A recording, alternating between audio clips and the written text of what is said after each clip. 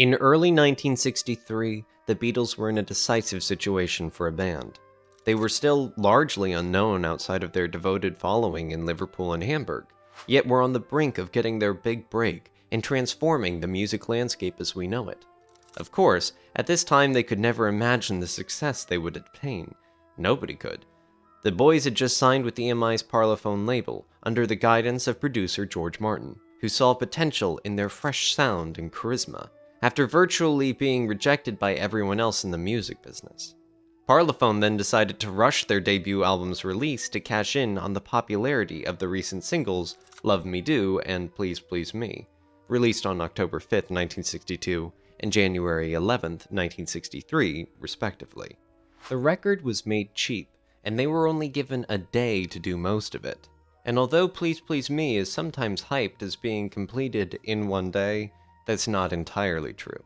Well, it's close enough, as 10 of the album's 14 tracks were recorded during a single session, not counting later overdubs, which is still very impressive. Join us as we explore the band's dynamic, their early struggles, and the creative synergy that laid the foundation for their meteoric rise. This is the story behind the Please Please Me album. That's it, that's a master.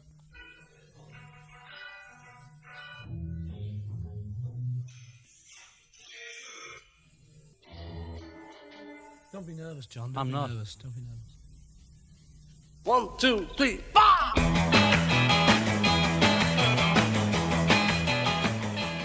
This powerful rock song, written in late 1962, is frequently associated with its singer, Paul. Nevertheless, John does not remember being heavily engaged. Paul later told Mark Lewison in 1988 that they wrote it together at his house, at 20 Fortland Road. He had some lyrics and a bit of music, and then they both grabbed guitars and finished it up, with a sprinkle of piano. Exactly what John contributed is unknown, though according to Paul, John scoffed at the George Formby-style opening lines, "She was just 17, never been a beauty queen," replacing them with the streetwise, "She was just 17, you know what I mean." When I showed it to John, he screamed with laughter and said, "You're joking about that line, aren't you?" And I realized that, in fact, I was, and we changed it. Yeah, we both looked at each other, and I knew that he was going to say that, and I was like, oops, this is not good. The song became part of the Beatles' live act in 1962. The boys apparently felt confident enough in this new track to perform it at the Star Club during their 5th and final residency in Hamburg, Germany. "I've written a lot of songs, but certain ones stand out," Paul said, adding, "If I had to choose what I thought was my best work over the years, I would probably include I Saw Her Standing There." John once said that the track is, quote, "Paul doing his usual good job of producing what George Martin used to call a potboiler." The idea for the song popped into Paul's head while heading to a gig in Hurricaneville on October 22nd, 1962. He grabbed his guitar as soon as he arrived, determined not to forget it. Impressed with the tune, Rory Storm asked Paul if he could use it only for his band, Rory Storm and the Hurricanes, which used to feature Ringo on the drums. Paul said yes, but he soon forgot about this verbal agreement and did it with his own band. Having some spare time, Paul chose to take a hitchhike to London with his girlfriend at the time, Celia, to see off his old friend Ivan Vaughan, who had introduced Paul to John in 1957. Celia recalls the details of this journey, which started on October 24th, 1962, in the book Tune In. "We had an amazing time, just wandering the streets in the sunshine, looking at London, holding hands and having fun. And Paul had the melody of what became I Saw Her Standing There, going round his head all day, humming it and fleshing out the words. I remember walking around some lovely, elegant squares while he made up rhyming lines and asked me what I thought of them. He said, 'What rhymes with "we danced through the night"?' And I came up with 'we held each other tight,' which was really quite naff, but he used it. He'd worked out a fair bit of the lyric by the end of the day." Regarding the girl in the song, some think it's Iris Caldwell, but Celia disagrees. She believes it was about them, although it was not explicitly stated. "I felt like the song was about us, but it wasn't said. It was implicit, but difficult to state openly because it would have made things terribly intimate. But I was very flattered, and it became for me an abiding memory of our trip to London." It's important to note that Celia was in fact 17 at the time, which is too convenient to be a coincidence. Then, to finish it, Paul and John met at 20 Forthland Road, perhaps in the last few days of November 1962, shortly before their last Hamburg stay. Now considered a classic rock and roll song, I Saw Her Standing There is reckoned by those who knew the Beatles in their early days to be one of the most representative of the Liverpool pop scene at the time, the other being the Big Three's version of Some Other Guy, which the Beatles too played live. John in particular was obsessed by it. He named it twice as a record he somehow wished to imitate in a 1968 Rolling Stone interview. It's possible that I Saw Her Standing There was the Beatles' first try at a song similar to Some Other Guy. Tony Sheridan, the original English rock star whom the Beatles supported at Hamburg's Top 10 Club in 1960, and whose guitar style suggested the bluesy sevenths that characterized their early work, was a major influence on both tracks. George Martin thought about recording Please Please Me in front of the band's home crowd, hoping to capture some of the excitement of this jive hall ambience. This unfulfilled plan is likely what led him to keep Paul's opening Count Off, which is so reminiscent of the Beatles' performances at the Cavern and the Casbah. John and I used to nick a lot, Paul once said, which is a nice way of saying that they had plagiarized lyrics from other tunes. If you really nick, then it's a disaster. But the way we did, it just gets you into the song, and in the end you never notice where it was nicked from. You put it all together and it makes something original. Author Mark Lewison gives some examples of nicking, one being the lyric, I Saw Her Standing on the Corner, from the Coasters' hit Youngblood.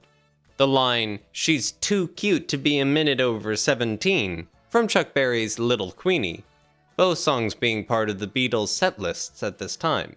And the melody line of the Beatles' lyric, How Could I Dance With Another, Since I Saw Her Standing There, being nearly identical to I Want to Be in That Number When the Saints Go Marching In, a song that Paul learned on the trumpet back in 1955. Concerning the full lyric, Paul says, the rhythm echoes Stanley Holloway's version of The Lion and Albert. It's a comic poem written by Marriott Edgar and has a similar meter. Another fascinating nick was that Paul's bass line for the song was exactly lifted from the Chuck Berry hit I'm Talking About You, which was performed frequently by the Beatles in 1962.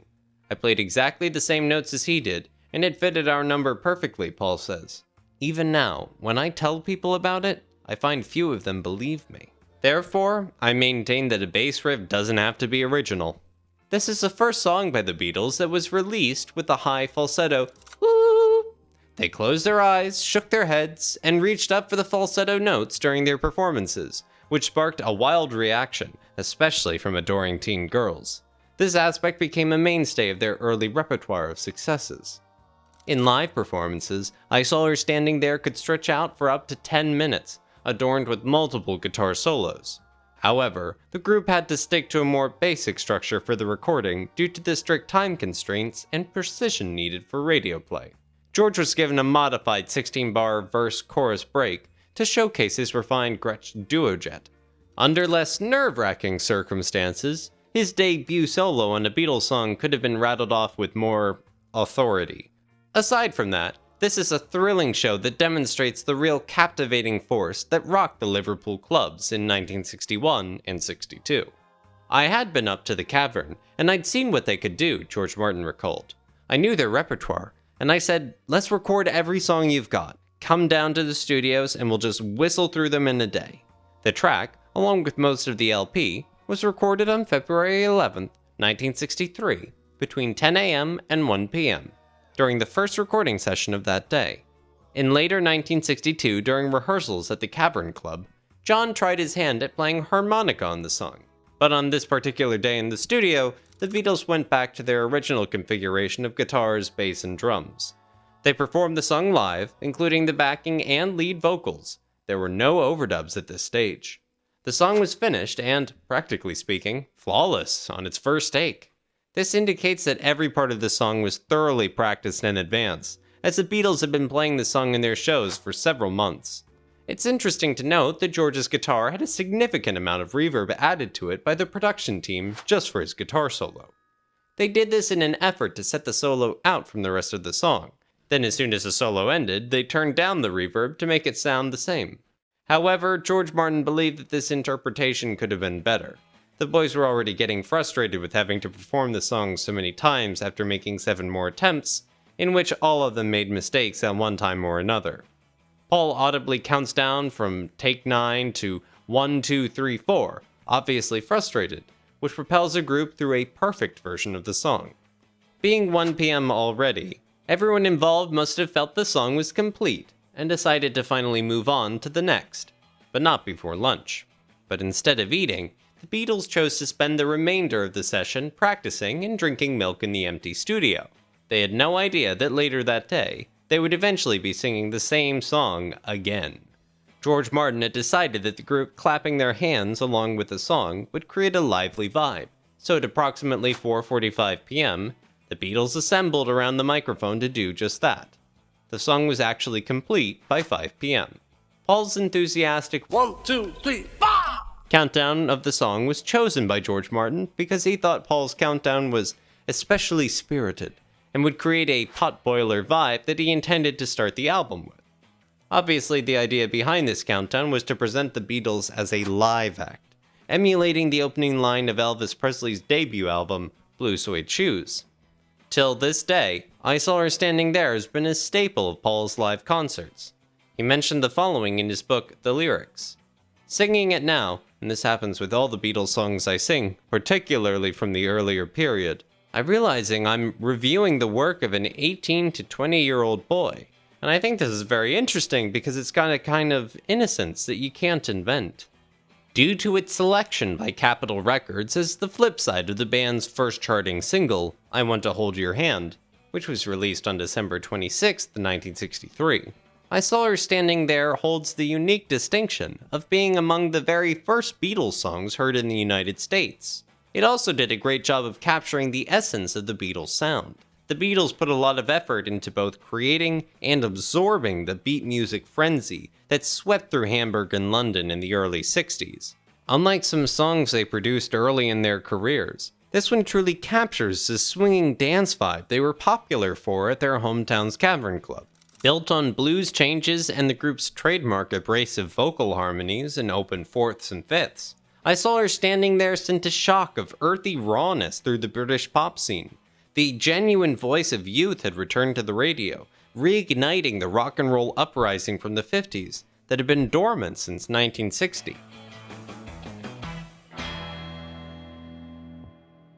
I saw her standing there. That's Paul doing his usual good job of producing the good, as George Martin used to call them, potboiler. I helped with some of the lyrics, a couple of lines here and there. I don't even know I think he wrote the whole melody, I'm not sure. In early days, writing something like Saw Her Standing There, it's just one remembrance of mine of John kind of vetoing a line of mine. We used to do it with each other, but just one I remember. She was just 17, never been a beauty queen. He said, "Oh, stop, no, way," and that one gone. And then it changed to "You Know What I Mean." But that kind of help obviously was very difficult to write without that kind of help. Brian Epstein, the manager of the Beatles, motivated John and Paul to develop their songwriting skills, not only for the band, but also for other artists. Brian recognized the financial potential of providing established performers with fresh material. Although John and Paul had yet to build a solid reputation at this stage in their careers, his encouragement inspired them to try writing a song specifically for another artist.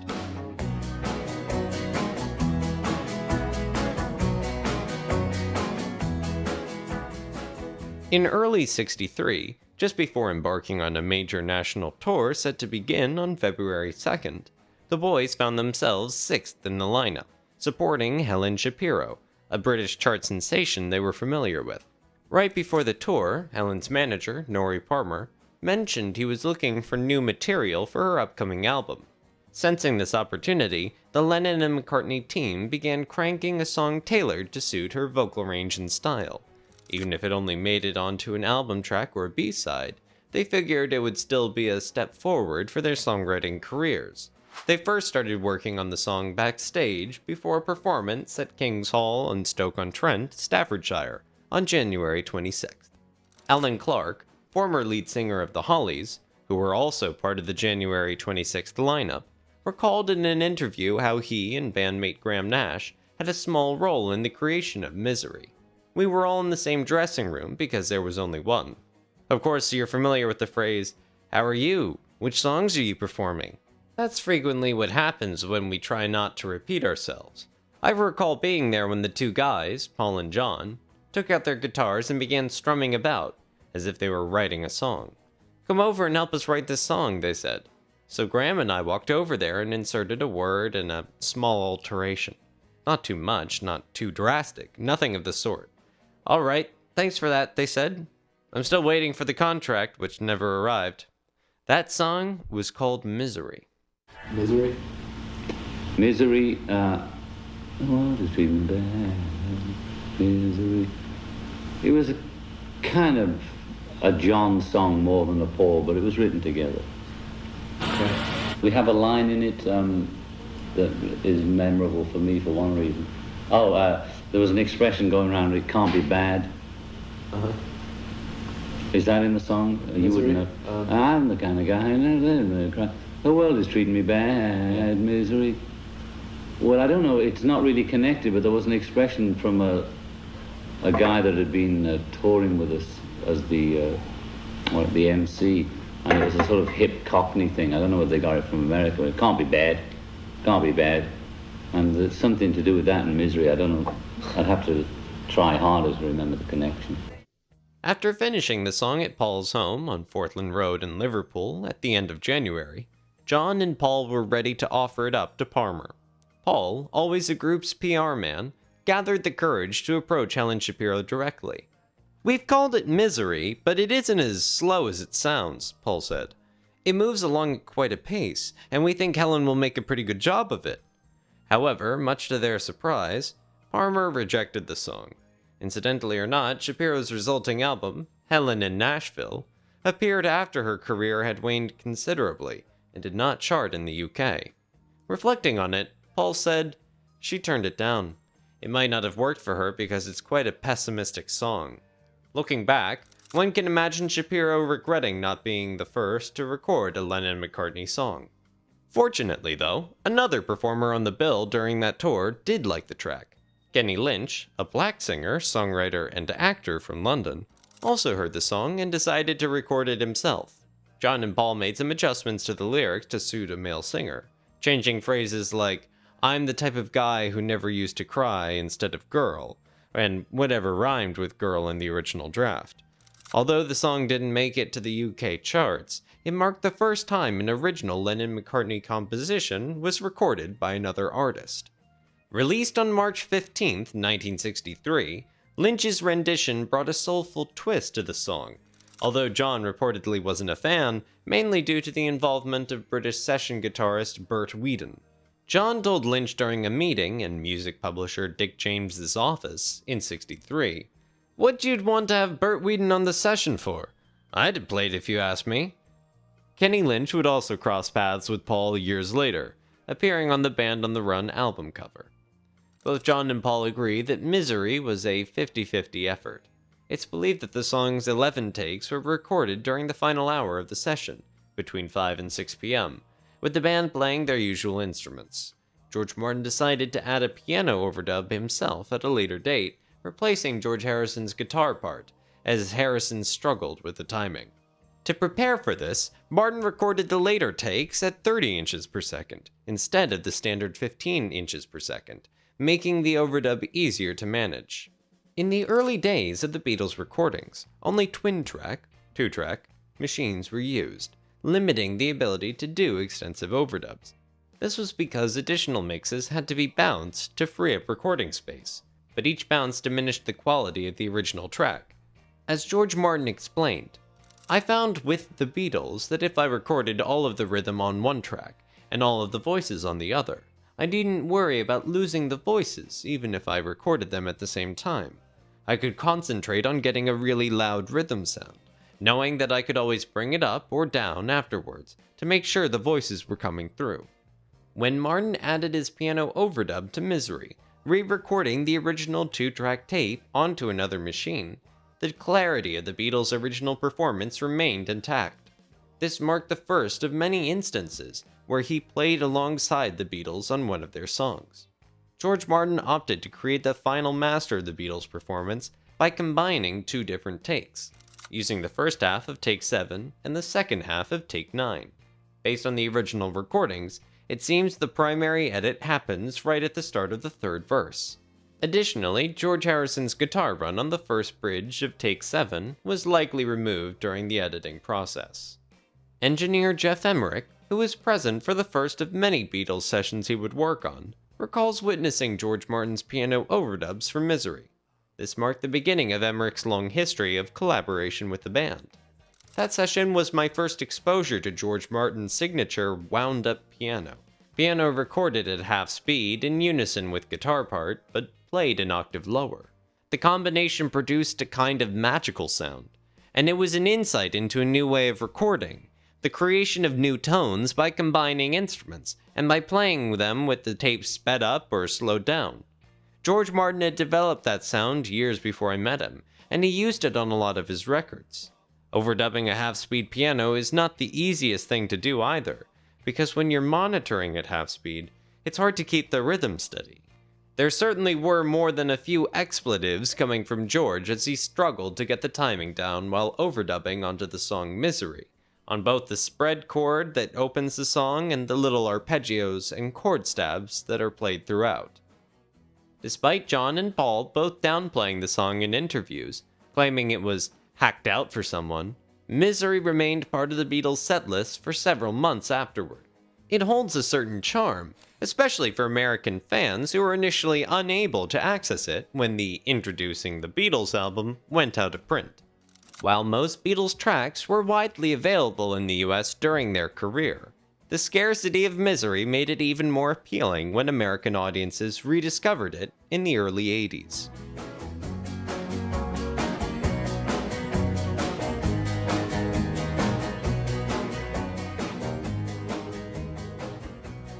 When you think back to those times, just tell me some of the thoughts that go through your mind, the images that you see when you think of yourself as being 20, 21, 22 years old. Definitely weren't writing the best songs then. We were just learning the trade. But performance was good. We were a good live band then. I enjoyed that. We worked and played long hours, which was good at that age when you could get work. And in general, it's pretty pleasant memories of struggling along, to go Lord knows where. And but at the time, it didn't seem any more fun than now.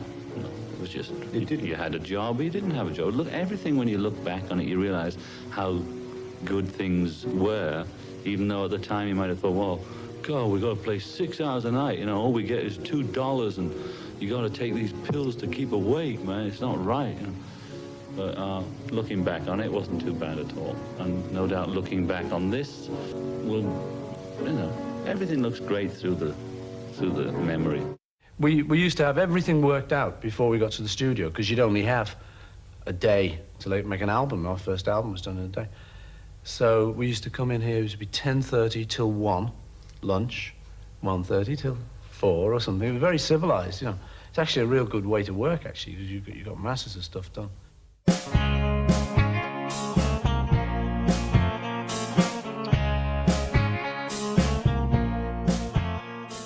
The impact of rhythm and blues musicians like Arthur Alexander on the Beatles, particularly John, was significant at the time. John's lead vocals on their cover of Anna reflect how skillfully he captured the emotional depth and passion of the original track. In a 1987 interview, Paul even mentioned that in their early days, the Beatles wanted to be like Arthur Alexander. Arthur Alexander, from Florence, Alabama, rose to prominence as a major figure in the country soul genre. While the Beatles were searching for songs to include in their live shows, they sought out tracks that were less commonly performed by other bands. This led them to cover several B-sides from artists they admired, which became part of their performances at the Cavern Club, Hamburg, and beyond. Alexander's single, Anna, Go to Him, inspired by his wife Anne, became a top 10 hit on the Billboard R&B charts and left a lasting impression on the Beatles, particularly John, who suggested recording it for their debut album. With just over 2 hours left in the session, the Beatles still had half an album to finish. They immediately got to work, but things didn't go smoothly at first. They attempted to record the Lennon-McCartney original Hold Me Tight, going through 13 takes of this song, which ended up consuming lots of time. After several false starts, breakdowns, and attempts at editing, only 2 full takes were completed. Around 40 minutes were spent on the song, which ultimately didn't make it onto the album and was later re-recorded for With the Beatles. Once that was behind them, and with time running out, they moved on to 5 cover songs that they had regularly performed on stage. The first of these was Anna Go To Him. Since the boys had already rehearsed the arrangement, they easily managed 3 complete takes of the song, with a third being selected as the best. The performance was done entirely live, no overdubs or edits. Their energetic performance, not just from John, reflects the deep admiration they had for the song. Their commitment pushed them to adapt musically to the original, while also doing their best to match the vocal style. Arthur Alexander's career started to decline in the 1960s, despite his considerable influence. He holds the distinction of being the only artist covered by the Beatles, the Rolling Stones, and Bob Dylan. He briefly returned to the Billboard Top 40 with a remake of his own song, Every Day I Have to Cry Some, which peaked at number 45, though he never received any real money for it.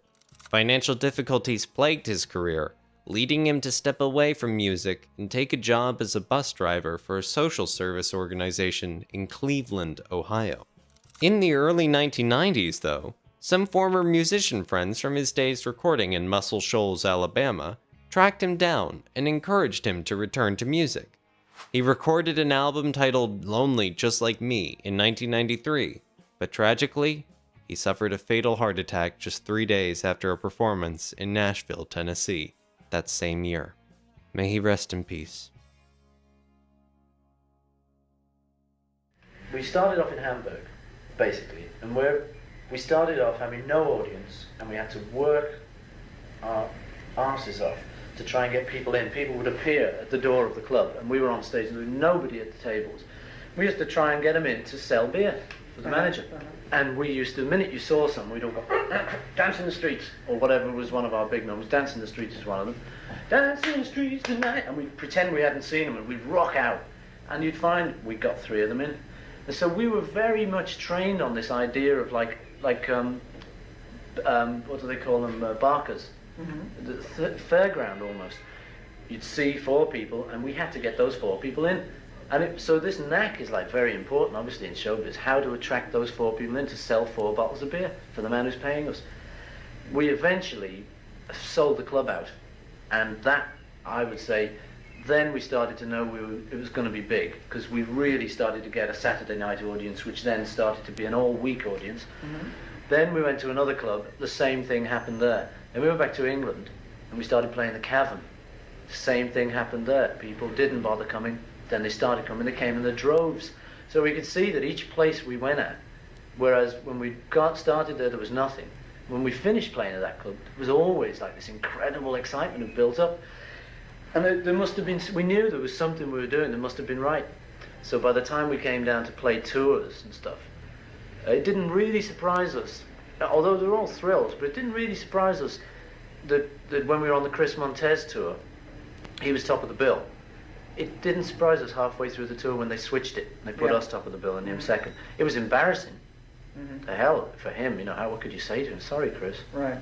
And he took it well and stuff, but it was embarrassing. But we expected it by then. We'd seen that everywhere we'd gone seemed to work.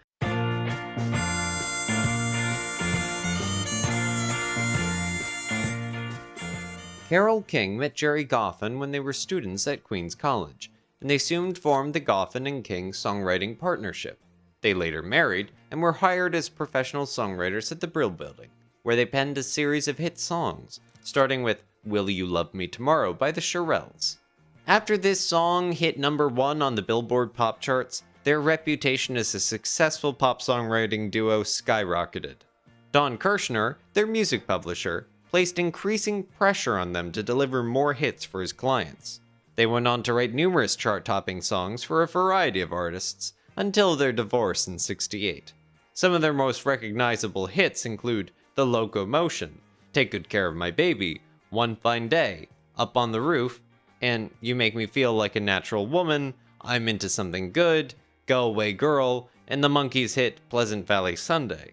One of their smaller successes was Chains. With our manager Brian having a record shop, Nems, we did have an opportunity to look around a bit more than the casual buyer, Paul said. It was actually George who saw the potential in Chains and purchased the record at Nem's record shop in December of '62. Thus, they added the song Chains to their, by now, enormous repertoire during the latter moments of their Cavern Club days. The Beatles' choice to include the song in their repertoire shows their appreciation of skilled songwriting. In fact, Lennon and McCartney were reportedly inspired by Goffin and King's work during their formative years as songwriters.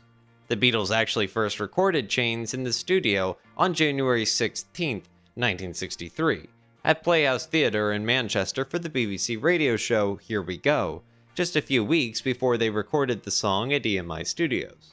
And as George handled the lead vocals, many Beatles fans were introduced to his voice through this track. They performed 4 takes, with the first take being considered the best. A notable feature of the song is John's short but energetic harmonica riff, which is abruptly cut off due to the song being recorded live without overdubs. Had they had more time, they may have chosen to overdub the harmonica for a smoother transition, as they did in later recordings. This track also features their first use of 3-part harmony, which forever became a defining characteristic of their sound. In 1971, Carole King launched her recording career with the album Tapestry, which went on to sell over 22 million copies worldwide. It featured the #1 hit, It's Too Late, and her rendition of You've Got a Friend, a song popularized by James Taylor. She continued to enjoy chart success throughout the 70s and early 80s. Meanwhile, after their 1968 divorce, Jerry Goffin continued his career in the music industry well into the 21st century.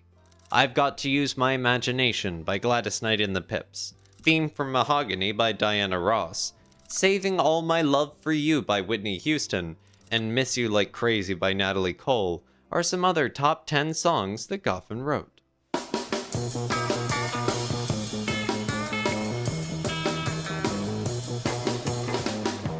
Speaking of Goffin and King, the B-side for their first #1 hit, Will You Love Me Tomorrow, was chosen to be Ringo's introduction to the world.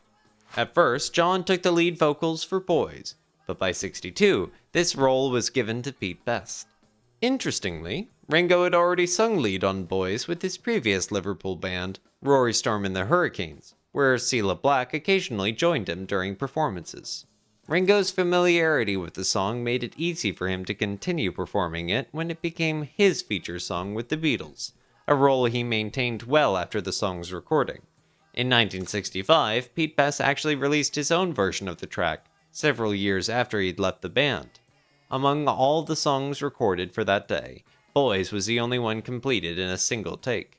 Their familiarity with the track is obvious, as Paul later mentioned it was a fan favorite in their early live shows. The song stands out on the album in 2 ways. First, it is the only track on the record written in the 12-bar blues format, meaning that each section, except for the brief introduction, is made up of 12 measures. This structure mirrors a classic 12-bar blues style used by many artists the Beatles admired, like Chuck Berry with Johnny B. Good and Gene Vincent with Be-Bop-A-Lula. Second, the song is unique in that it features an actual chorus. After the first chorus, George steps in with a guitar solo, replacing the saxophone solo found in the original version by the Shirelles. It may seem surprising to some that the Beatles chose to perform a song celebrating the joys of boys. Given their habit of covering songs by girl groups, they often adapted the lyrics to suit either gender. However, in this case, Ringo enthusiastically declares that boys are a bundle of joy at the end of each chorus. Reflecting on this in his book, The Lyrics, Paul said, "The gay audience must have been very happy to hear the Beatles drummer singing about boys, but we never really much thought about that. And to people who fussed over lyrics, we used to say, nobody listens to the words. It's just the sound of the song. Now I'm not so sure about that. I think times have changed. But in the early days, we didn't always worry too much about the words or their nuances. In a 2005 Rolling Stone interview, he added, "Or it was a gay song, but we never listened. It's just a great song. I think that's one of the things about youth. You just don't give a damn. I love the innocence of those days." Although they made a slight adjustment to the lyrics, such as altering the second verse from the Shirelles' original "Mama says when you kiss my lips," the song remained mostly intact. While Ringo's tracks on Beatles albums were often seen as fan-pleasing gestures, he always approached them with charm and enthusiasm. This was especially true for the debut. Despite his limited vocal range, Ringo's charisma made his performance shine. The song was well suited to his style, and the band's lively performance, particularly Paul's, demonstrated that this was far from a throwaway track to appease Ringo's fans. It became a staple of their live shows for the next year and a half. In the early days, John and I would literally take our two guitars and sit wherever we were. I seem to remember a bit of this was done on a tour coach, in a hotel room, often on the twin beds, with John just sitting on one of them, me on the other, and we'd be the afternoon when we'd done our sound check or whatever. We looked at the hall, and we had from now till the evening. And rather than go to the flicks or something, we'd sit down and we'd think, let's write a song. And we'd just trade off each other.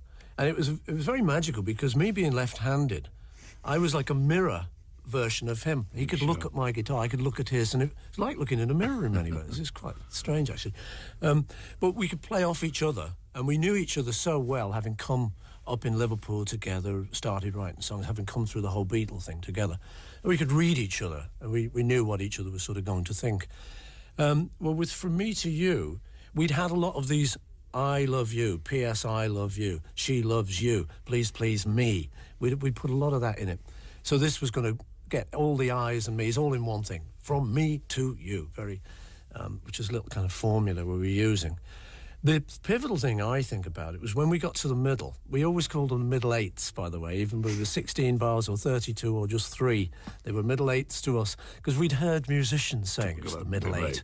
And we didn't realise it was 8 bars. It just sounded like a great catchphrase to us. So when we reached the middle eight, it went to a different chord than one we'd used before. It was slightly more sophisticated. And I always remembered that moment in my own personal memory as being, wow, we're really developing now. We're moving away from the 3-chord songs. There's something more sophisticated about this. The Beatles were avid learners of popular music, and they developed a deep appreciation for American music. Among their top favorites was the music emerging from Detroit, Michigan, particularly from the recently established Motown label.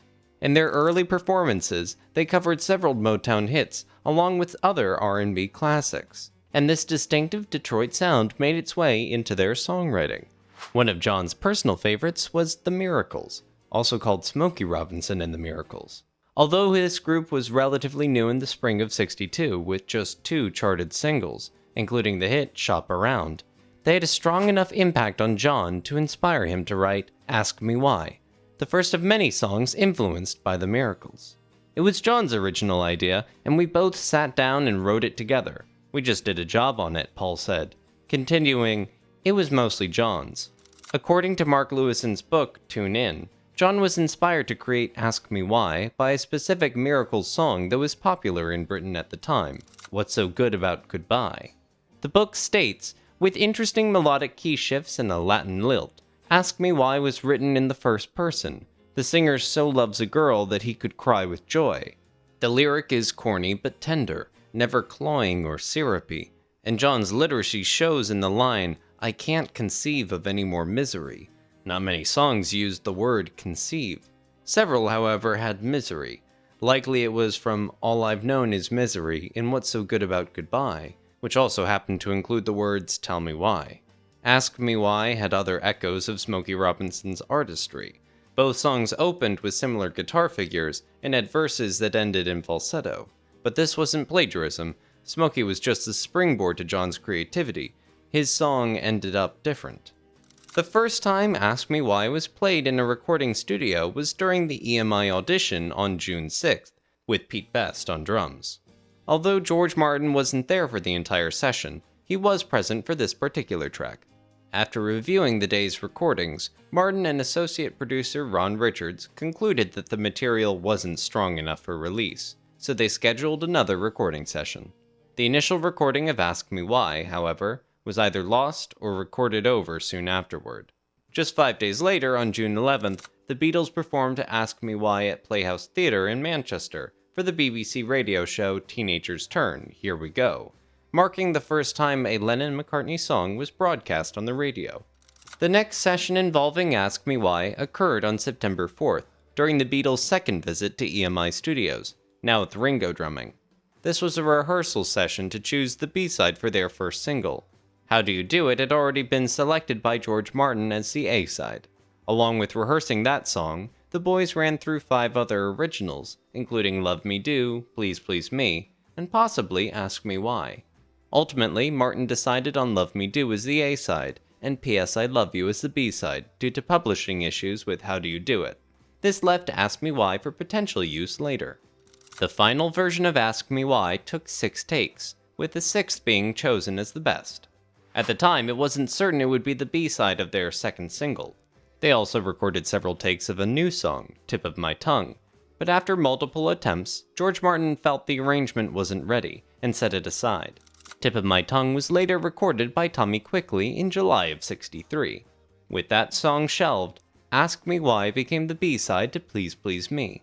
The Beatles were determined to push for their original material. Ask Me Why stands out in the Beatles' early catalog as one of their most structurally complex songs, with more borrowed chords than usual and a busier bass line. While they would go on to break traditional songwriting rules in later works, such as with Happiness is a Warm Gun, there are few examples in their early career where they strayed so far from the typical song forms. On the surface, Ask Me Why might seem like an ordinary Beatles tune, with its trademark harmonies and catchy breaks, but a deeper analysis reveals that Lennon and McCartney were still honing their songwriting craft. Ask Me Why exudes an underrated charm. Given that song had been part of their stage act for several months prior to the recording session, it flows with the accuracy that comes from intensive preparation and performance. The song's structure may appear unclear, yet the Beatles had all the modifications down pat. The best analysis of the song's structure shows that it consists of a verse, altered verse, bridge, refrain pattern, which we'll call A, B, C, D. But after this pattern occurs, we see a verse, refrain, bridge, refrain pattern, which can be shown as A, D, C, D. The number of breaks that take place during the song, perhaps to create a transition from one section to the next, further adds to the confusion. The bridge has a standard 8 measures but ends with a pronounced break, which strongly emphasizes the harmonized word misery, possibly a callback. The song then goes into what appears to be another verse because it starts with the title of the song in the lyrics, but is very quickly revealed to be a refrain, which ends the series of the song's components with a proper resolve. The sequence then appears to repeat as another 13-measure verse begins, but we are then thrown a curveball by repeating the refrain, which could indicate the conclusion of the song. But no! We then enter into the identical bridge from the first sequence, ending in the pronounced misery, and then, for the 3rd time, repeat the refrain again, ending with a small, classic guitar flourish from George. Every instrument is played perfectly, and every vocal is on pitch. George is particularly in strong form. Even though he received this original tune from artists like Pete Best before him, Ringo has all the breaks down flawlessly. Although John's voice occasionally breaks, this just gives his performance more personality. The song's lyrics, well, they are merely a rather cliched tribute to the pleasures of being in love. Not much to say about them, as well as most lyrics in their first albums. Both of them acknowledge that the melodies always took precedence over the lyrics in the early days. There would be considerably better lyrical material because this was an earlier entry in the Lennon-McCartney songbook. It is unfortunate that, even so long after its initial release, this excellent Lennon-McCartney work has been somewhat doomed to obscurity.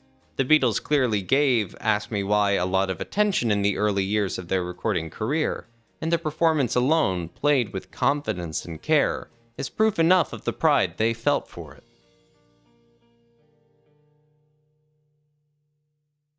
By late 1962, the the Beatles were feeling frustrated and disheartened.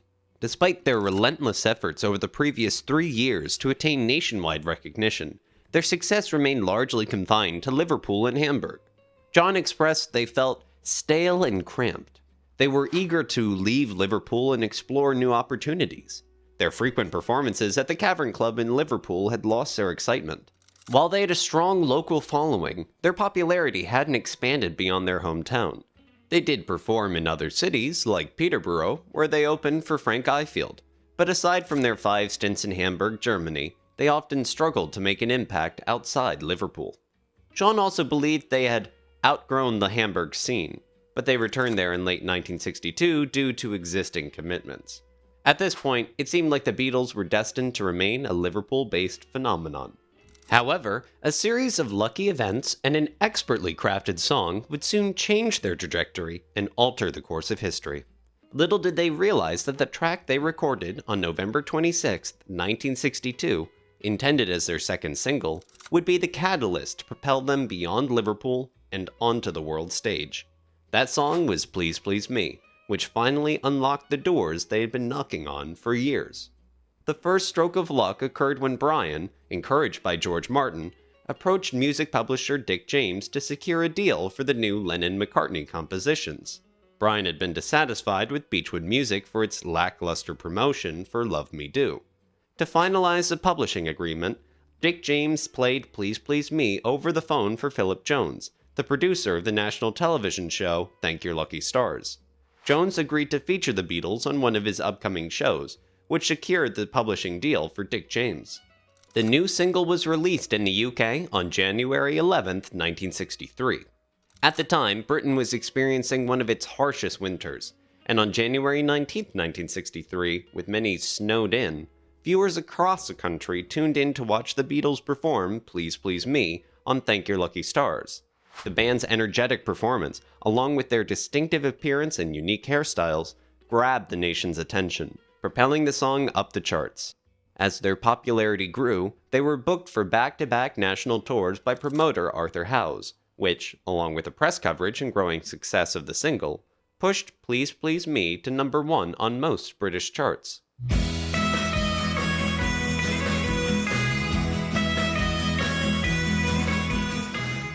Both John and Paul have acknowledged that John wrote Please Please Me in its entirety.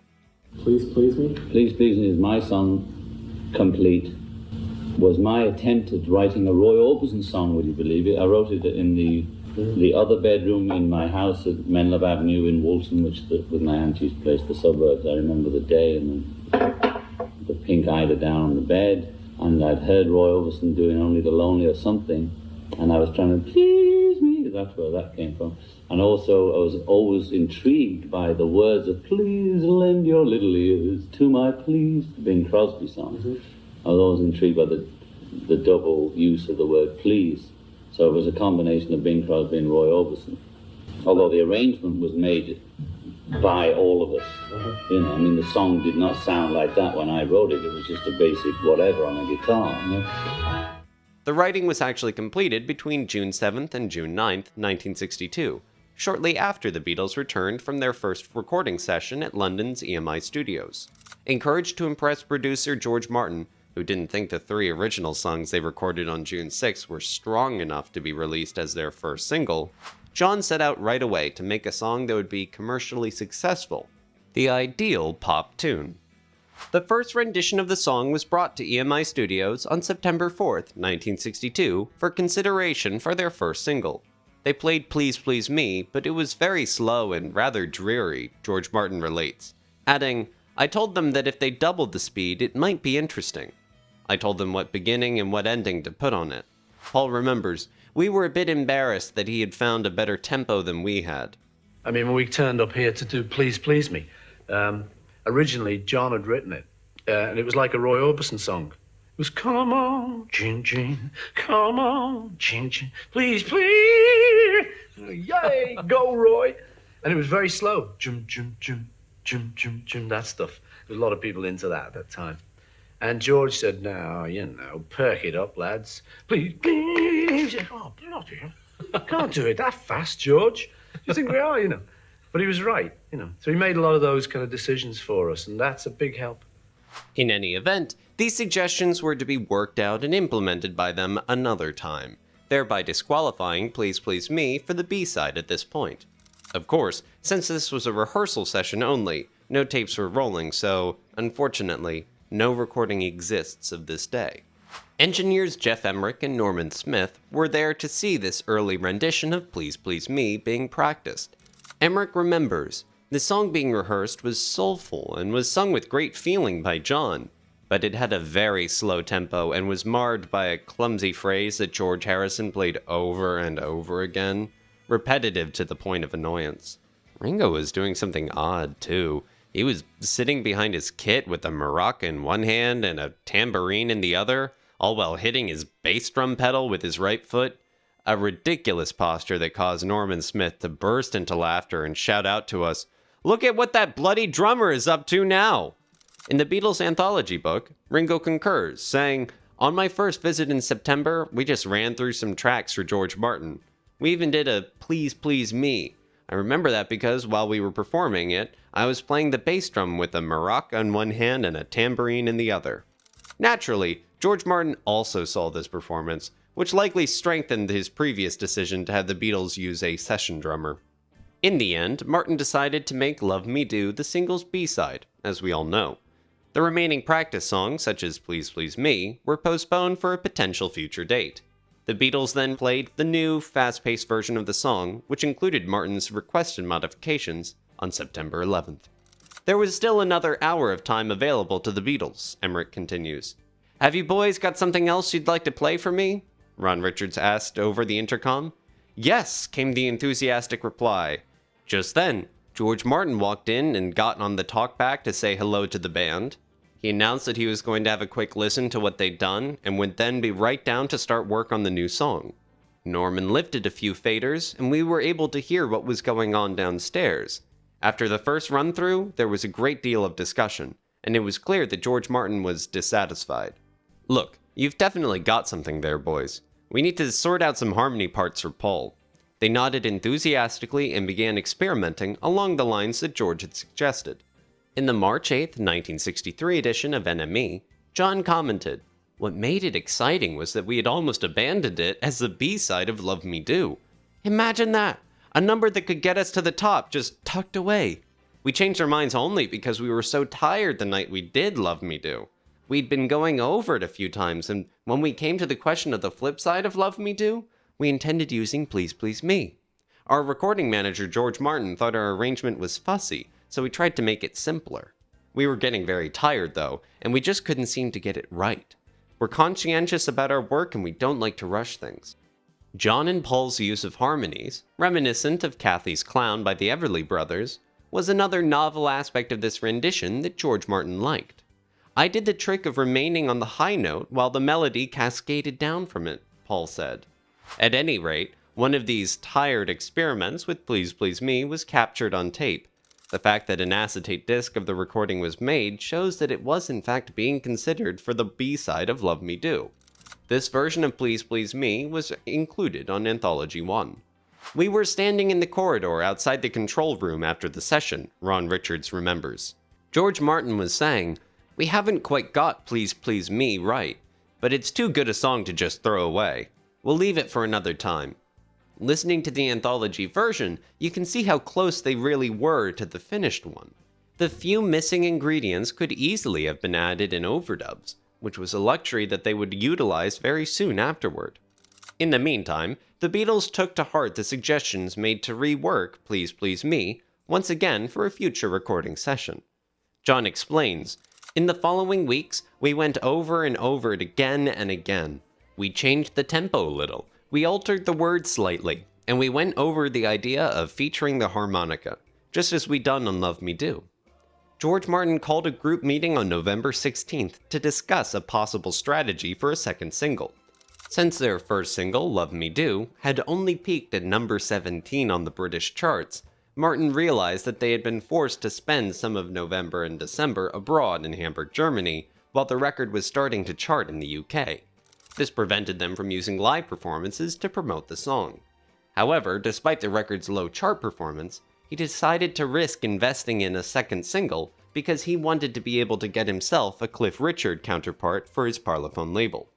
George Martin remembers that, during this meeting, he revealed to the boys that he was still thinking that we should release their earlier recording of How Do You Do It for the A-side of their second single, still feeling strongly that it had hit potential. Ringo said, "I remember all of us being ready to stand up for the principle of, we have written these songs and we want to do them." Dick James, however, did not like the rendition of How Do You Do It that the Beatles recorded and had a vested interest in having someone else record the song.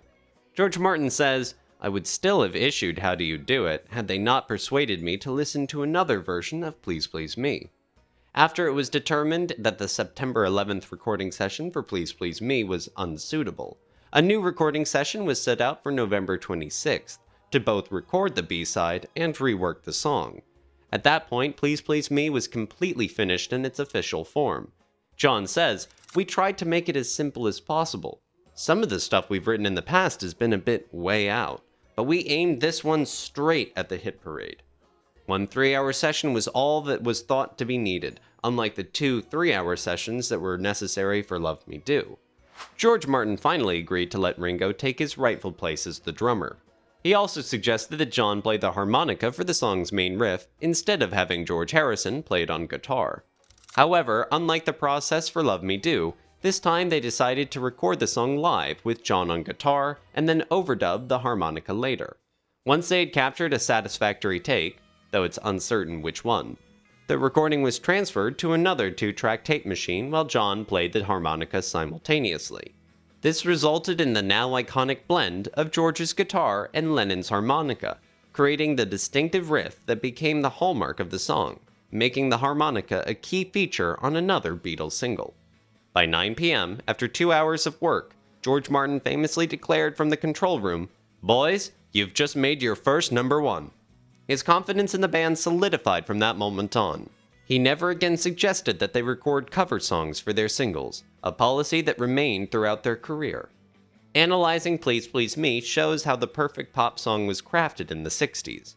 The track has all the essential elements: a catchy title, an instantly memorable opening riff, well-placed breaks that draw attention to the song's key moments, and a climactic ending that leaves a listener satisfied. The musical precision displayed here reflects the Beatles' evolution as a tight unit, honed through their years of performing in Hamburg and at the Cavern Club. Most importantly, even though Please Please Me was only their second single, it was the song that truly launched them into stardom.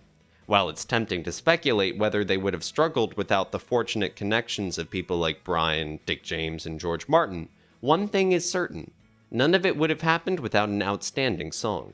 John's songwriting brilliance shone through, delivering clever lyrics and an engaging structure. The track's success also became a significant win for George Martin, whose arrangement ideas ultimately helped the song resonate with the public. After this, the Beatles' respect for Martin grew substantially, and they would continue to rely on his musical guidance, to varying degrees, throughout their career.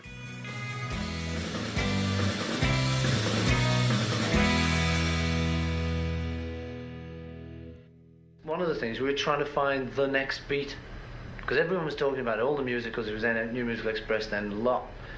They were talking about rock calypso, Latin rock is going to be the next. And we used to sit around there thinking, now what's going to be the next beat? And we'd write. And the minute we stopped trying to find that next beat, the newspaper said, it's Mersey beat. And we found that we'd discovered the next beat without even trying to discover it. If Besame Mucho failed to impress the Parlophone crew on their first audition with EMI on June 6, 1962, the next track the Beatles played prompted engineer Norman Smith to send tape operator Chris Neal to fetch George Martin. The reason is clear from the audition tape, issued in Anthology 1. Here, suddenly, was something utterly fresh and original the Beatles had written. Intrigued, George Martin supervised a take that caught the cold northern breeze of a very unusual sound.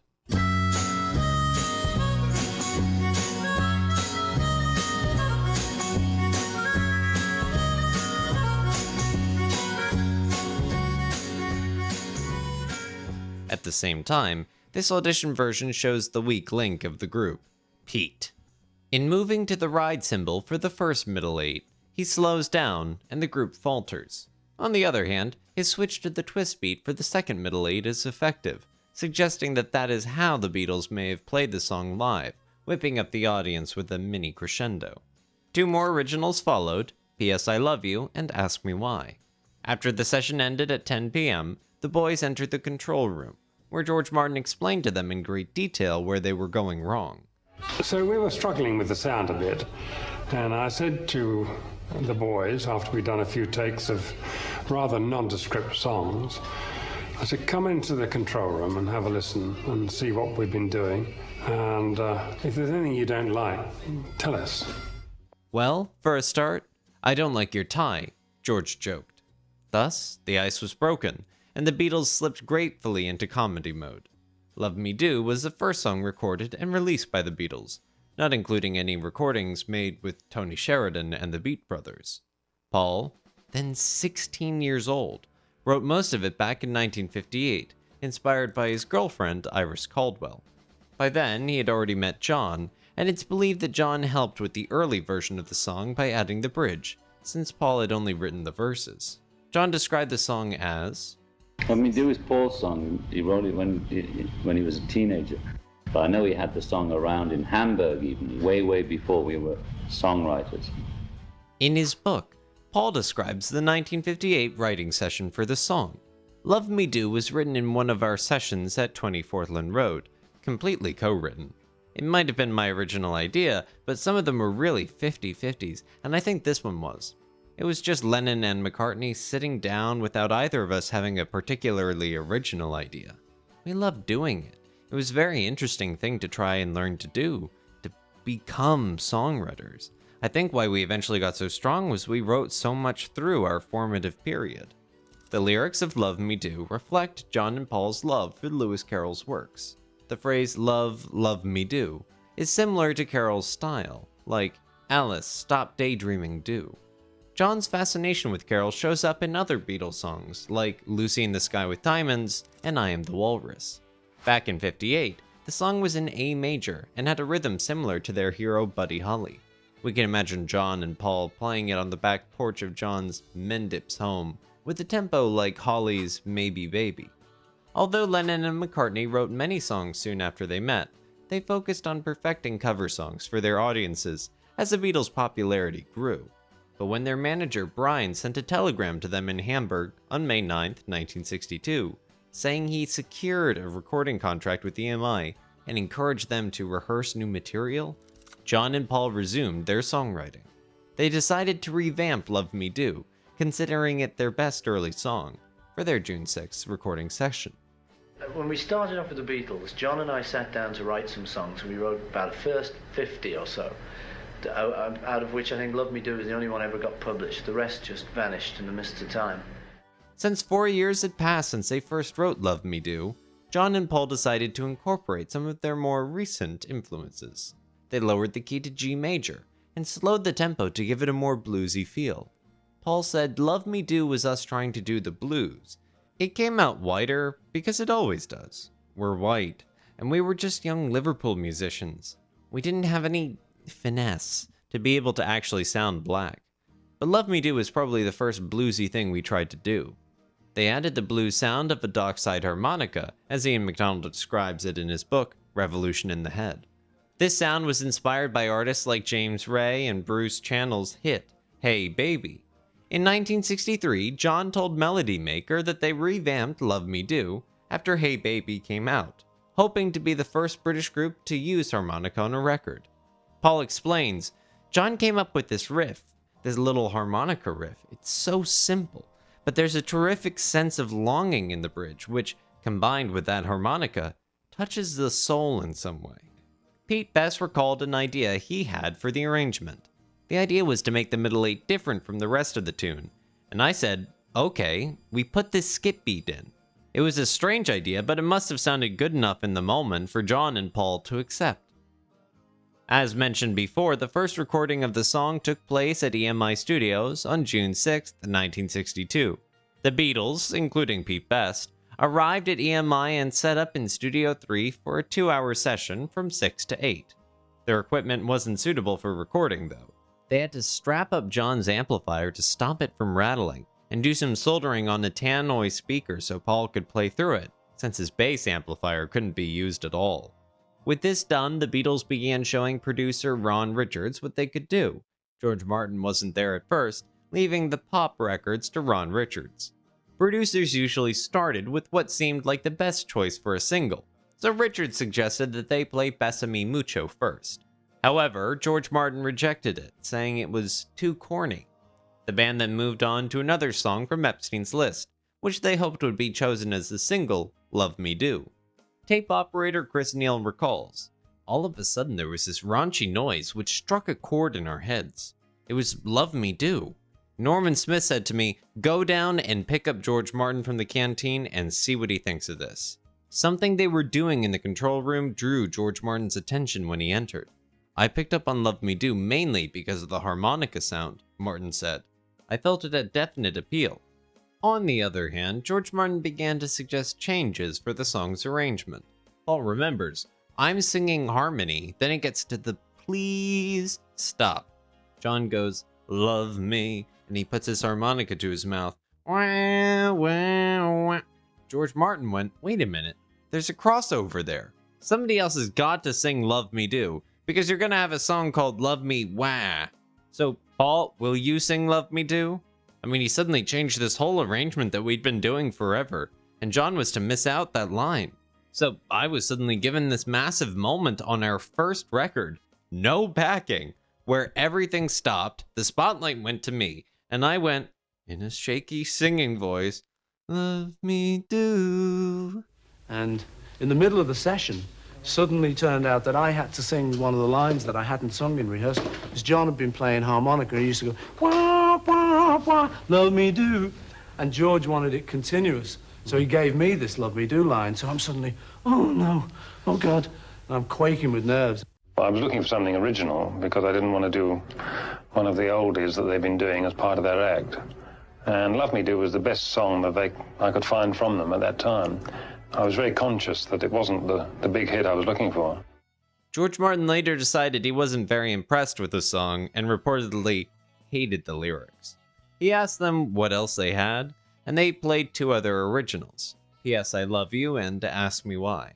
Martin was also not impressed with Pete Best. It was clear that Pete's time in the band was coming to an end. As Paul explained, Pete had never been quite like the rest of us. We were the wacky trio, and Pete was perhaps a little more sensible. He was slightly different from us. He wasn't quite as artsy as we were, and we just didn't hang out that much together. George took us aside and said, "I'm not happy about the drummer." Paul continued, and we all went, "Oh God, well, I'm not telling him. You can tell him. You tell him. Oh God." It was quite a blow. He said, "Can you change your drummer?"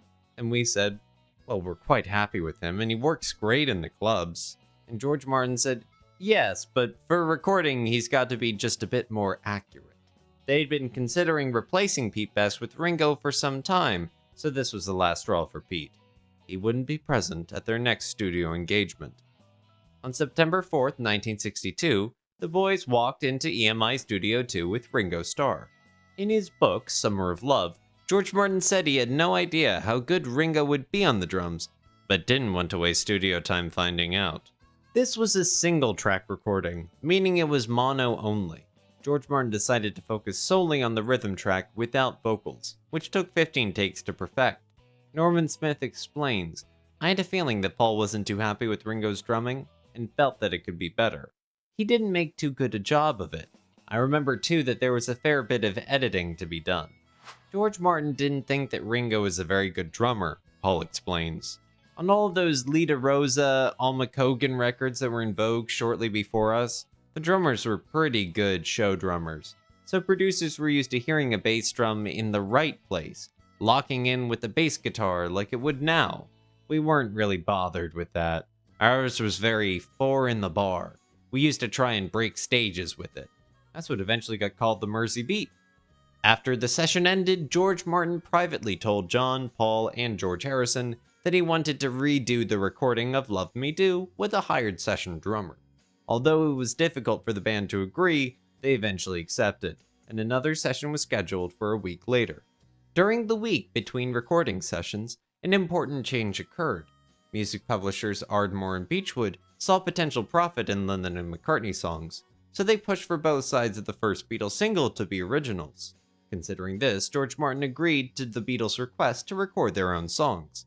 After so much effort put into Love Me Do, they decided that the version recorded on September 4th, 1962, with Ringo on drums, would be the Beatles' first A-side.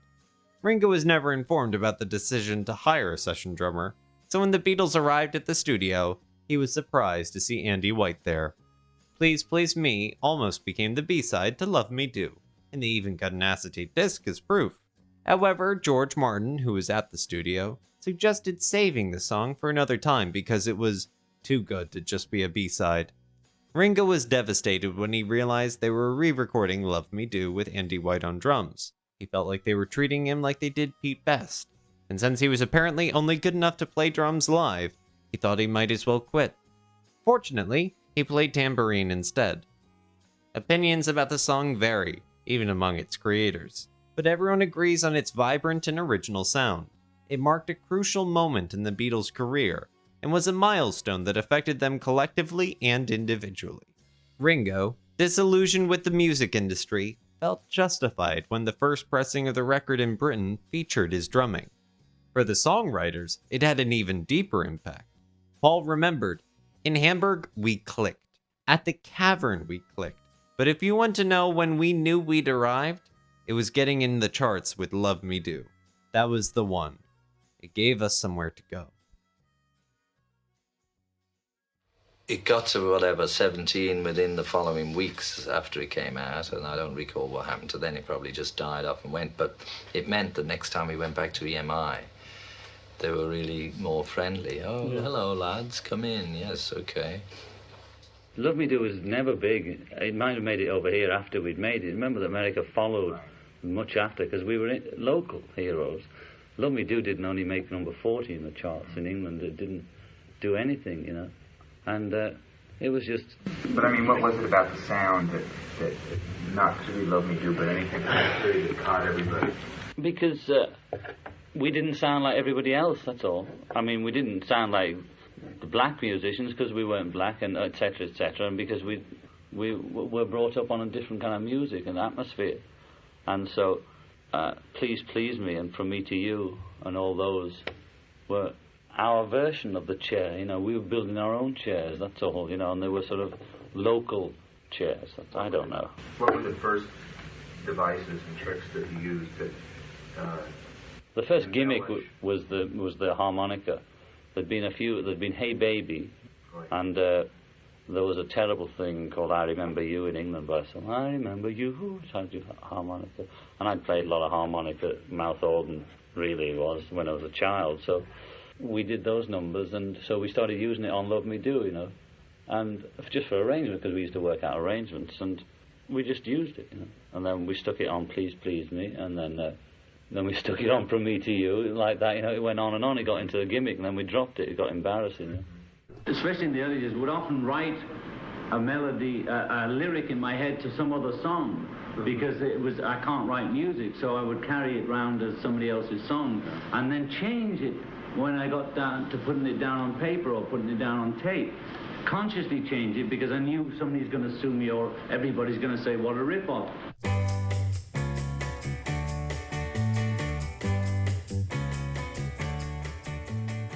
Based on various interviews with John and Paul over the years, it's clear that P.S. I Love You was composed around the second half of May 1962. Regarding who wrote the song, both John and Paul agree it was primarily, if not entirely, Paul's work. Paul wrote that in Germany, or when we were going to or from Hamburg, John recalled. John is quoted as saying that he personally might have contributed something. I can't remember anything in particular, but elaborates further in another interview. He was trying to write a Soldier Boy, like the Shirelles track. In the spring of '62, Soldier Boy reached number 23 on the UK charts. Brian Epstein sent a copy of the song to Hamburg for the Beatles to check out, and they soon added it to their set during performances in Germany from April 11th to June 4th, 1962. The Beatles saw the lyrics of Soldier Boy as a love letter being recited, which heavily influenced the style they mimicked in P.S. I Love You. Additional influences for the song include the opening line, "As I Write This Letter," which appears to be drawn from Pat Boone's 1956 hit, "I'll Be Home," a song that was quite popular in the McCartney household after its release. The faux Latin rhythm featured in the track was something they had already been incorporating into various songs in their repertoire, including Bésame Mucho, the Honeymoon Song, Till There Was You, and their recently composed Ask Me Why. "It's not based in reality," Paul explains, "nor did I write it to my girlfriend from Hamburg, which some people think. It's just an idea for a song, really, a theme song based on a letter, like the paperback writer idea. It was pretty much mine. There are certain times that are much easier than others to hang a song on, and a letter is one of them. Dear John is the other version of it. The letter is a popular theme. It's just my attempt at one of those." The track was recorded on September 11th, 1962, with Ron Richards producing, and with both Andy White on percussion and Ringo on maracas. Jeff Emmerich reveals, "Ringo looked around a little helplessly, at a loss as to what to do. He began heading up to the control room. As the door opened, Norman Smith crossed the room to greet him. 'Morning, Norman,' Ringo answered in a funeral tone that matched his demeanor. 'Where's George Martin?' A flustered Ron Richards cleared his throat and introduced himself to Ringo. 'Well, actually, he's asked me to tell you that we'll be using Andy White here today. He's a professional drummer, hired for the session.' Ringo's face fell further still. He looked like he wanted to jump off the nearest bridge. Andy White, looking embarrassed, stood up. 'Hello, mate,' he said to Ringo. 'I've heard a lot of good things about your group.' They shook hands awkwardly. Then Andy White just headed down to the studio. Following some discussion, it was decided that full drums weren't necessary on the song, and Andy White was relegated to playing bongos. After a few run-throughs, Ron Richards suggested that Ringo go downstairs and join in playing maracas. I could sense that he was growing increasingly uncomfortable at having the sulking drummer sitting beside him, and this must have struck him as a good way of getting Ringo out of the control room. I remember being impressed by Andy's decision to leave right away, thus avoiding what could have been an unpleasant confrontation, another lesson in studio etiquette. Dejectedly, Ringo sank into the chair beside Ron Richards, and the session got underway. The Beatles began by running through a new song, entitled P.S. I Love You. After just a few run-throughs, White seemed to get the hang of it.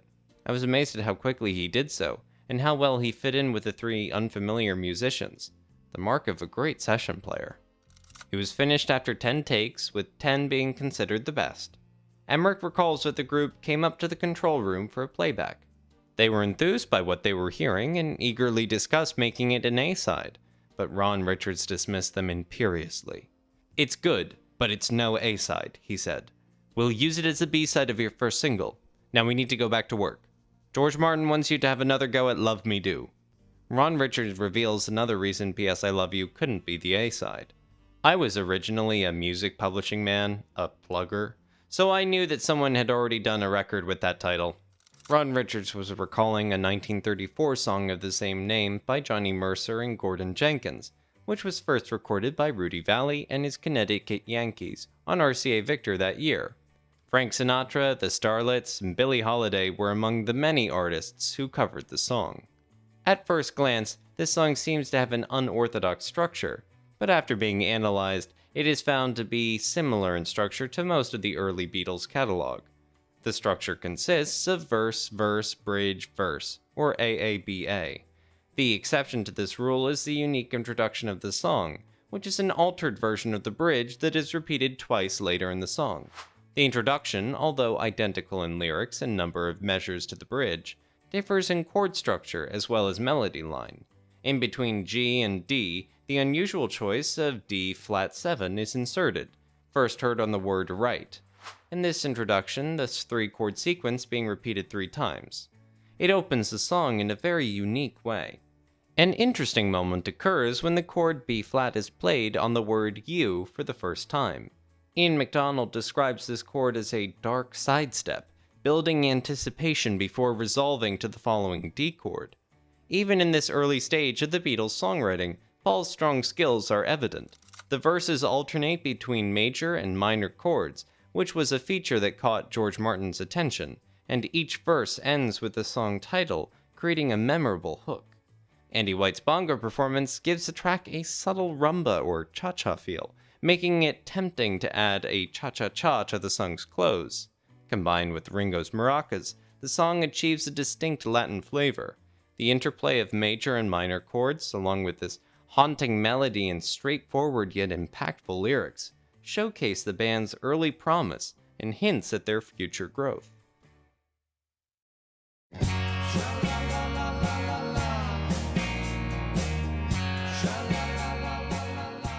The Beatles' second cover of a Shirelles song wasn't another B-side like their earlier choice Boys, but instead a widely recognized top 10 hit in the US that they'd been performing for about a year. Some may not realize that the Beatles recorded a song co-written by Burt Bacharach, though devoted fans would know better. Bacharach co-wrote the iconic Baby It's You, a Shirelles track that hit number 8 on the US Billboard Hot 100 in February 1962. Bacharach's reputation largely stems from his collaboration with lyricist Hal David, resulting in numerous 60s hits for artists like Dionne Warwick and the Carpenters. His songwriting credits include an impressive 70 top 40 US hits such as Close to You, What the World Needs Now Is Love, and Raindrops Keep Falling on My Head. However, it was Hal David's older brother Mac who actually co-wrote Baby It's You. Mac had initially considered becoming a lawyer, even attending law school at Cornell University in St. John's, but ultimately pursued a songwriting career in New York's Tin Pan Alley in the 40s. Although he once advised Hal against a songwriting career, both brothers eventually followed their passion, making history in the process. Third credited songwriter, Barney Williams, was a pseudonym for Luther Dixon, who was a co-writer on Boys and worked in artist development at Scepter Records. Dixon was originally hired for promotional work at Scepter, but later rewrote parts of Bacharach and Mac David's original song, I'll Cherish You, giving it a new title and lyrics to become Baby It's You. He produced the Shirelles version and was the driving force behind the song's unique sound. Interestingly, Tommy Hunt recorded a version with the original lyrics, but it has never been officially released.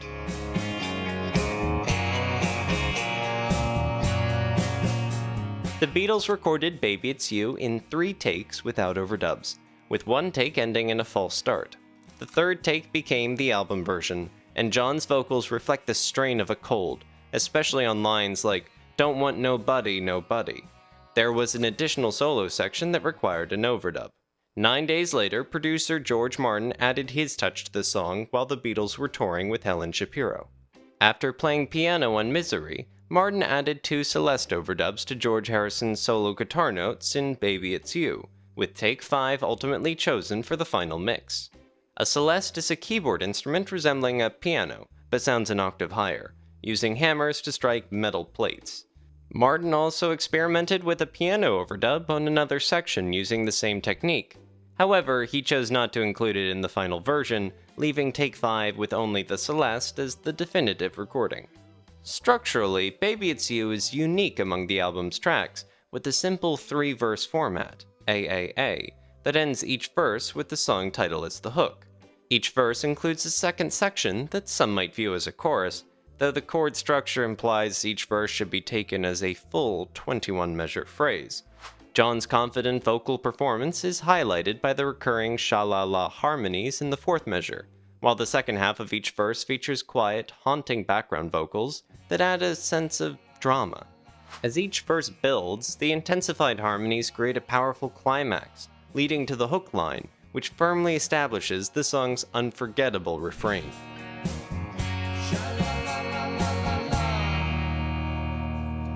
The album being done in one evening was just a matter of finances, and the record company would not let us stay longer than one night in the studio. The first album was recorded in one long 12-hour session, which the last song to be done was a song called Twist and Shout, which nearly killed me.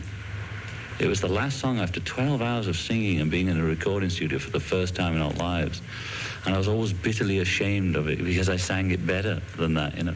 But now it doesn't bother me. You can hear that I'm just some frantic guy, you know, doing his best. But that was done in 12 hours. That's because they wouldn't spend any more money, you know. It was the nearest thing to trying to capture us live, you know. That before you change, you go through so many changes. That was the nearest thing to as we might have sounded in Hamburg or Liverpool to the audience, only it's still, you don't get that live atmosphere of the crowd stomping on the beat with you and all that, but it's about the nearest it could get to knowing what we sounded like before we became the clever Beatles, you know.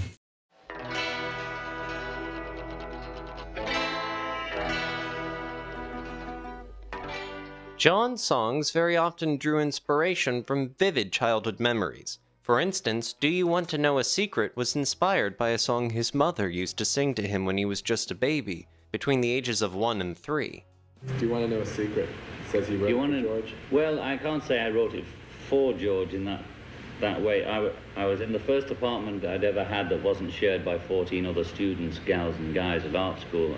I just married Sin, and Brian Epstein gave us his secret little apartment that he kept in Liverpool for his liaisons, separately from his home life. And he let Sin and I have that apartment. And my mother had always, she was a comedian and a singer, but not professional. But, you know, she used to get up in pubs and things like that. And she had a good voice, could do K-Star and all the rest of it. She used to do this little gag called, that apparently she'd done to me when I was 1 year old and 2 year old when she was still living with me, which is from the Disney movie, Want to Know a Secret, Promise Not to Tell, You're Standing by a Wishing Well. Okay, that's from the Disney movie. So I had this sort of thing in my head, and I wrote it and just gave it to George to sing. Thought it would be a good vehicle for him because it only had 3 notes, and he wasn't the best singer in the world. He's improved a lot since then. But those days, his singing ability was very poor because A, he hadn't had the opportunity, and B, he concentrated more on guitar playing than writing songs and singing. So I wrote that sort of not for him as I was writing it, but as soon as I'd written it, I thought, he could do this. Paul describes it as a 50-50 hack song collaboration, crafted specifically for George. Considering Paul's observation about how John never had his middle eighths, the Buddy Holly-style bridge in the introduction may have been Paul's additions to complete John's initial concept. Ian MacDonald also hints at Paul's potential input, noting that the 3 descending major sevenths in the verse seemed to be borrowed from Paul's arrangement of Till There Was You. In a 1987 interview with Musician magazine, George suggested another possible influence, the 1961 R&B hit I Really Love You by the Stereos, noting its similar rhythm and tempo as a source of inspiration. George liked this song so much he covered it for his album Gone Troppo. It's clear that George was seen as having less vocal talent compared to John or Paul, making the song a perfect fit for him. George himself echoes this sentiment in the anthology book. I didn't like my vocal on it. I didn't know how to sing. Nobody told me how to. After 5 takes, not all of which were complete performances, take 6 was selected as the keeper. While transferring this take to another 2-track tape machine for overdubbing, John and Paul sang their do-da-do harmonies, while Ringo, following George Martin's suggestion, tapped 2 sticks together during the bridge of the song. The song opens with a minor chord introduction, loosely structured in 4 measures, reminiscent of many of John's favorites from the 30s and 40s. A rising guitar riff from George then transitions into the first verse. The lyrics have more of a cuddly tone than what was typical for them at the time. However, the complexities of the chord progressions and the overall strong structure balance out the simplistic and repetitive lyrics. Just a nice, fun little piece of Beatlemania.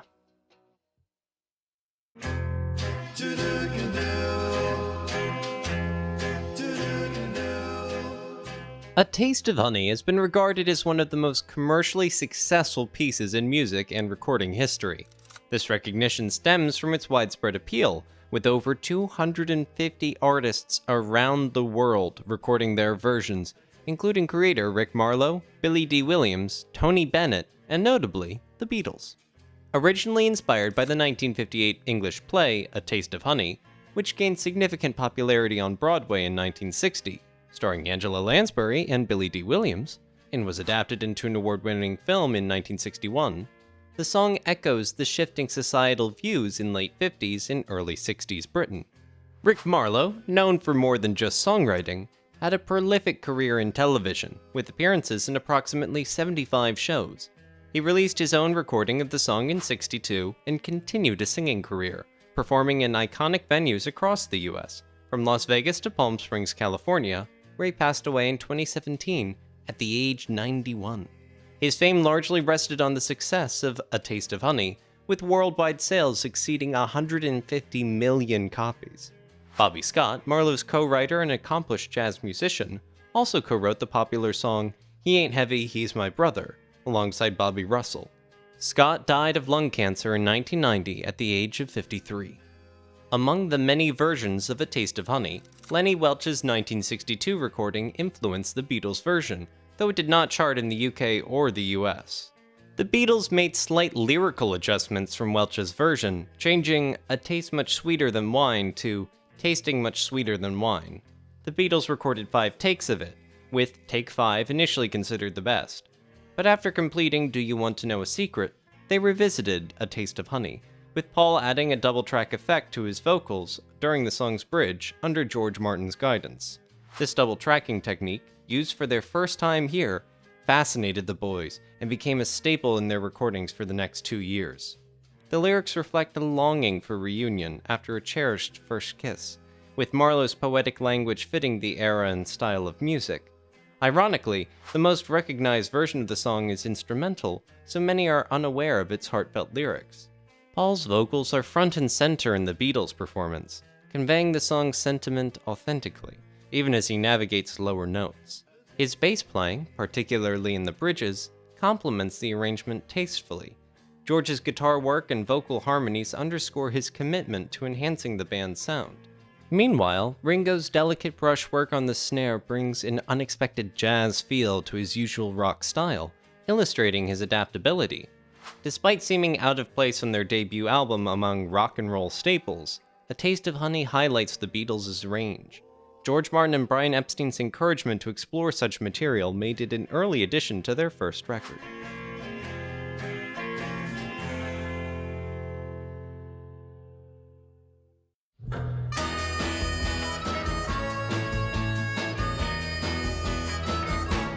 There are countless tales of popular artists who released songs they were at first sure would become major hits, only for them to remain relatively obscure.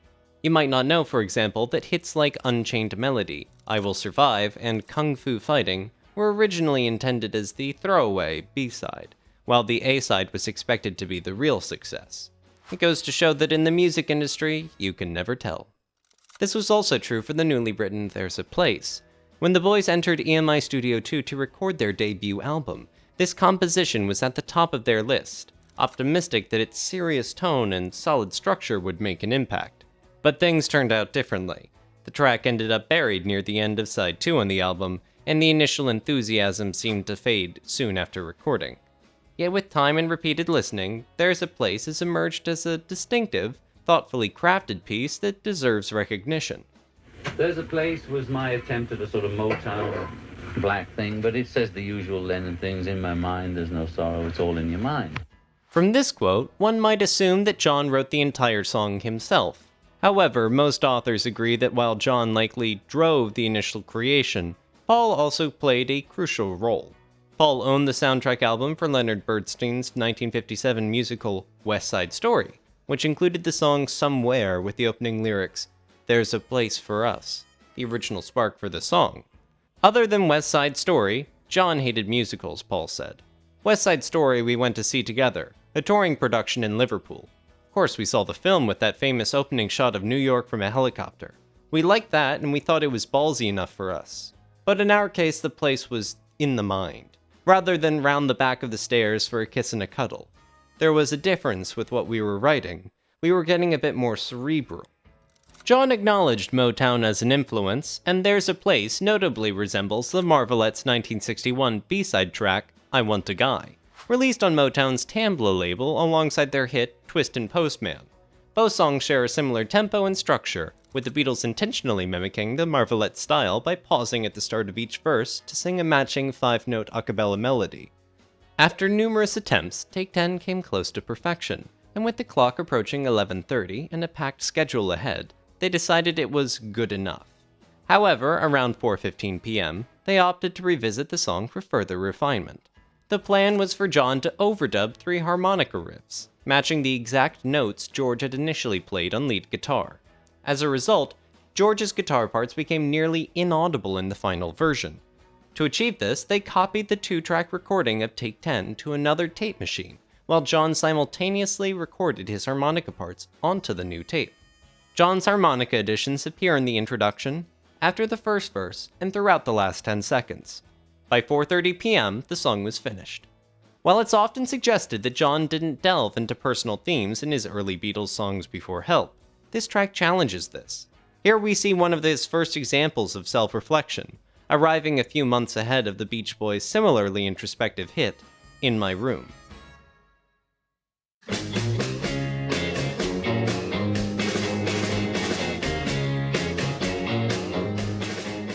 Although they aimed to focus on their original songs, producing 2 14-track albums and multiple singles each year made it challenging to rely solely on original material. This led to a perfect opportunity to officially record their favorite cover songs, ones they had mastered over time. While these covers became an integral part of the Beatles' catalog, most were loyal adaptations that maintained the essence of the originals. But Twist and Shout stands out as an exception.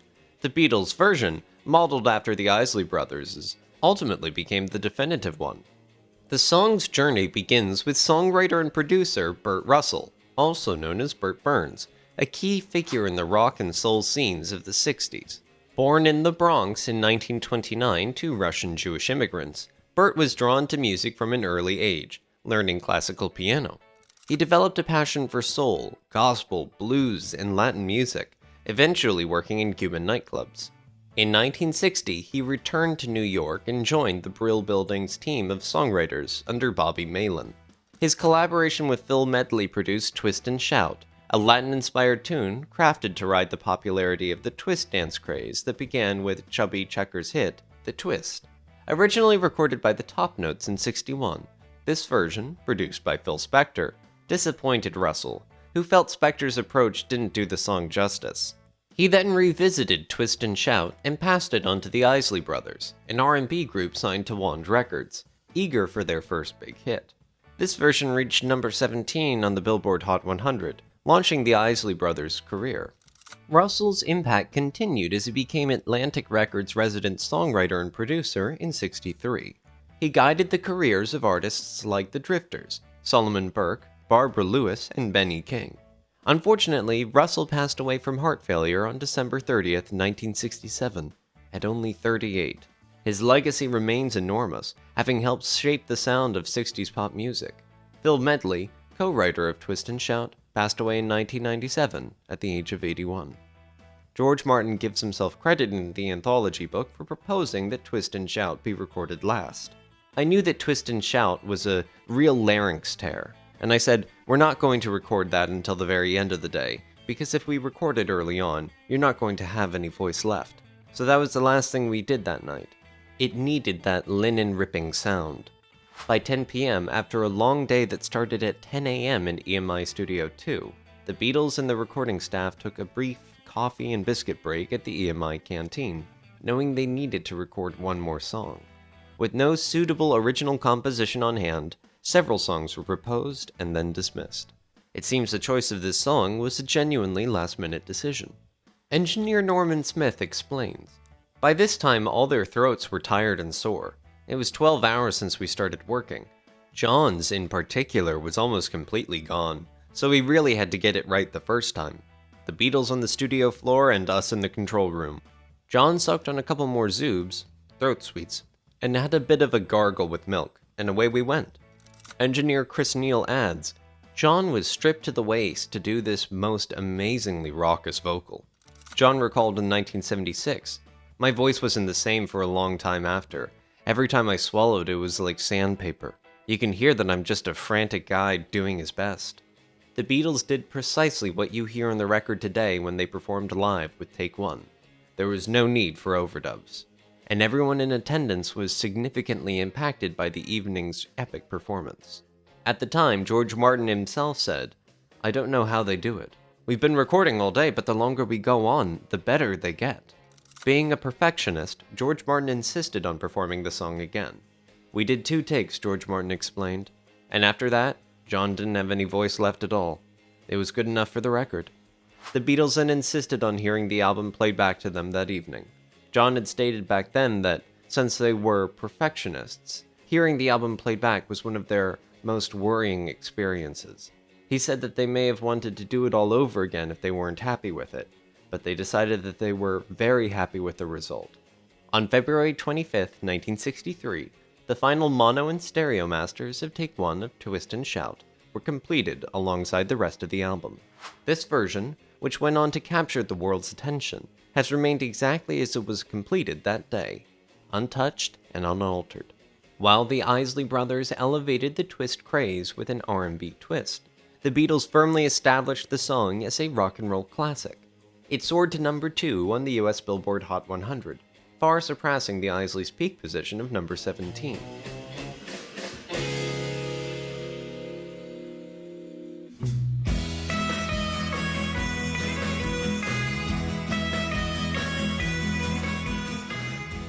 The full-day session cost £400, approximately £7,000 in 2024.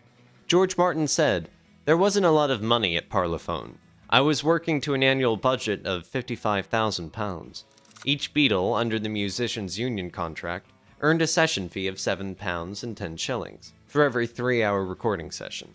Originally, Martin considered naming the album Off the Beatle Track, a title he later used for an orchestral album of Beatles songs.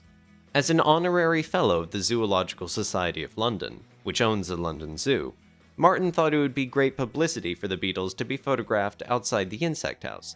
However, the Zoological Society declined this proposal, and instead Angus MacBean was invited to take the now iconic photo of the band looking down over the stairwell at EMI's London headquarters in Manchester Square. Martin later wrote, "It was done in an almighty rush, like the music." In 1969, the Beatles asked MacBean to recreate the photo, initially for the planned Get Back album.